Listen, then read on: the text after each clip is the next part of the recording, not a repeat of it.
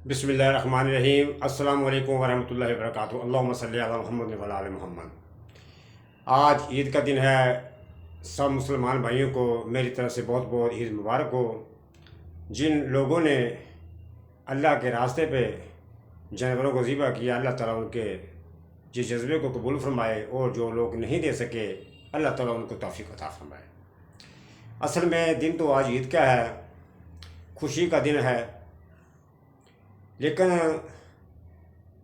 खुशी जो हदूरी कैसे रहती है, क्यों खुशी जो है खुशी की तरह क्यों नहीं मनाई जाती। अक्सर हमने भी देखा, आपने भी देखा होगा कि जब घरों के अंदर कोई परेशानी होती है, कितनी भी बड़ी खुशी क्यों ना हो, तो वो खुशी उस तरह से मनाने को दिल ही नहीं करता। मैं बजाते खुद अपने तौर पे सोचता रहता हूँ कि ये मेरा घर मेरा मुल्क, इसका आखिरकार क्या होगा। इस मुल्क के अंदर ऐसा कौन सा इदारा है जिसके अंदर करप्शन मौजूद नहीं है। करप्शन खाली यही नहीं है कि करोड़ रुपया दे दिया या करोड़ रुपया ले लिया, हर तरह का करप्शन है। मैं आपको एक वाक़या सुनाता हूँ, उसकी तफसील में आपको अपने अगले प्रोग्राम में बाकायदा उनके नाम भी बताऊंगा, उसको पूरी तफसील से मैं आपको बताऊंगा। अभी आज से तकरीबन कुछ 8-10 दिन पहले मेरे एक जानने वाले मेरे अजीज़ थे, उन्होंने एक दरख्वास्त दी हुई थी थाने के अंदर। जब हम वहाँ पे जाते हैं हमें बुलवाया जाता है, लेकिन हमारे जाने से पहले ही मुखालिफ पार्टी जो थी वो अपना असर व सलूक वहाँ पर इस्तेमाल कर चुकी होती है। हम जब जाते हैं हमारी बात को सुना भी नहीं जाता, हमारी बात को सुनने से पहले ही SHO साहब अपना फ़ैसला सुना देते हैं, और हमें बहुत दुख होता है, लेकिन हम वहाँ से खामोशी से आ जाते हैं। कोई 2 दिन गुजरने के बाद फिर हम दरख्वास्त DSP के देते हैं, तो हमें कहा जाता है जी आपको बुलवा लिया जाएगा। तो वो 2 दिन के बाद जब हमें बुलवाते हैं, वहाँ पे जो मुखालिफ पार्टी थी अपना असर व सलूक, वहाँ पर सियासी असर व सलूक जो था वो इस्तेमाल कर चुकी होती है। गोया जहाँ पर सियासी असर व सलूक इस्तेमाल होता है वहाँ पर कभी भी इंसाफ की तो नहीं की जा सकती।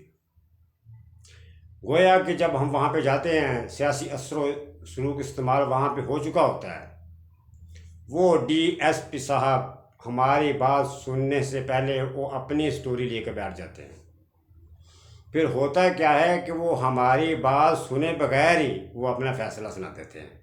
फिर साथ में भी ये भी कहा जाता है कि ठीक है आप ईद के बाद आना। गोया कि मैं कहता हूँ कि इस हमारे मुल्क का क्या होगा। क्या रहमान की अदालत से डर नहीं लगता? वहाँ पर रहमान की अदालत में जब जाओगे तो कैसे सामना करोगे? कैसे मुल्क का निज़ाम है? इमरान खान के ख़िलाफ़ हर अदारा क्यों हुआ? चंद सियासतदान क्यों हुए? चोर डाकू इकट्ठे क्यों हुए? इसलिए कि इमरान खान ने हर अदारे के ख़िलाफ़ करप्शन को ख़त्म करने का ऐलान कर रखा था कि वो हर अदारे के ख़िलाफ़ खड़ा होकर बोलता था।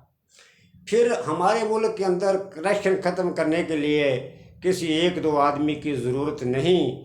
ठीक है, एक सरबराह होता है, वो जब कदम बढ़ाता है उसके बाद दूसरे लोगों को भी फ़र्ज़ है कि वो उसका साथ दें, अपना पूरा हक़ अदा करें। इसको करप्शन को मुल्क के अंदर ख़त्म करने के लिए 1-2 आदमी की नहीं, हम सब का फ़र्ज़ बनता है। कौन सा वो अदारा है कि जो करप्शन से खाली है? हर तरह का करप्शन अदारों में हो रहा है। कोई लेन देन पैसों को हो रहा है, कहीं पे सियासी जोड़ तोड़ हो रहा है, कहीं पे कुछ हो रहा है। मैं अक्सर अपने प्रोग्रामों में जिक्र करता रहता हूँ, जो मेरा एक बड़ा मोहतरम अदारा है, हम जिसको अदलिया बोलते हैं। अदलिया के अंदर माएँ बहनें बेटियाँ चक्कर लगा लगा कर तंग आ जाती हैं, लेकिन वहाँ से उनको कोई फ़ैसला कोई इंसाफ मिलने की तो नहीं होती। وہ پیٹتی رہتی ہیں کہ ہماری وراثتیں کھائی جا رہی ہیں، ہمارے بھائی ہماری وراثتیں کھا گئے ہیں۔ وہی بھائی جو زمینوں پہ کھیتی باڑی کر کے پیسے لگا رہے ہوتے ہیں، تو بہنیں جو ہیں وہ پتہ نہیں کہاں سے اپنے کرائے پورے کر کے تو عدالتوں میں پہنچتی ہیں۔ آخرکار اس ملک کا نظام ایسا کیسے کب تک چلتا رہے گا؟ کیا رحمان کی عدالت کے سامنے کیسے تم اپنا سامنا کرو گے؟ تم کیوں فیصلے انصاف نہیں کرتے؟ کیا تم کرسی پہ بیٹھ کر تم اپنے آپ کو کیا سمجھ بیٹھتے ہو؟ تمہیں ذرا بھی حیا شرم نہیں آتی کہ میں نے رحمان کی عدالت میں پیش ہونا ہے، وہاں پہ میرا گریبان پکڑا جائے گا؟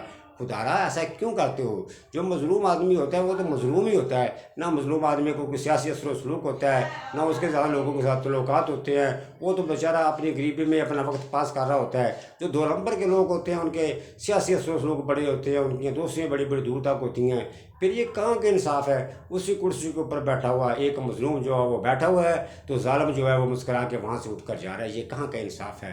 یہ کوئی انصاف نہیں ہے یار، خدا سے ڈرو، آنے والے دن سے ڈرو، قیامت والا دن آنے ہی والا ہے، سر کے اوپر ہمارے موت کڑی ہے، تو ہم ایک کرسی کے اوپر بیٹھ کر فیصلہ نہیں کرتے، ہم ڈنڈی مار رہے ہیں۔ فیصلہ تب ہی ہوگا جب انصاف کا پلڑا جھک جائے گا، تو تب ہی انصاف ہوگا۔ اللہ تعالی ہم سب کو اس کے اوپر عمل کرنے کی توفیق دے۔ باقی تفصیل انشاءاللہ میں اپنے پورے اگلے پروگرام میں آپ سے ضرور شیئر کروں گا۔ میں باقاعدہ ان لوگوں کے نام بھی بتاؤں گا کہ اکثر ہمارے ملک میں ایسا کیوں ہوتا ہے۔ اللہ تبارک و تعالی ہمیں سب کو معاف کرے، اللہ تعالیٰ ہمیں سچا مسلمان بنا دے۔ پھر ہاں دوسری بات میری ایک رہ گئی کہ جب اگر کوئی آدمی آواز اٹھاتا ہے، اس کے اوپر کوئی نہ کوئی ایسا الزام لگا کے اس کو اس طریقے سے ہم نے بھی دیکھا، آپ سنتے ہو گے، آپ میڈیا کا دور ہے، سوشل میڈیا کا دور ہے، لوگوں کو بلا وجہ کوئی بات کر بیٹھے۔ یہ ہمارا ملک ہے، ہم آزاد ہیں، ہمارا حق بنتا ہے ہم بات کریں۔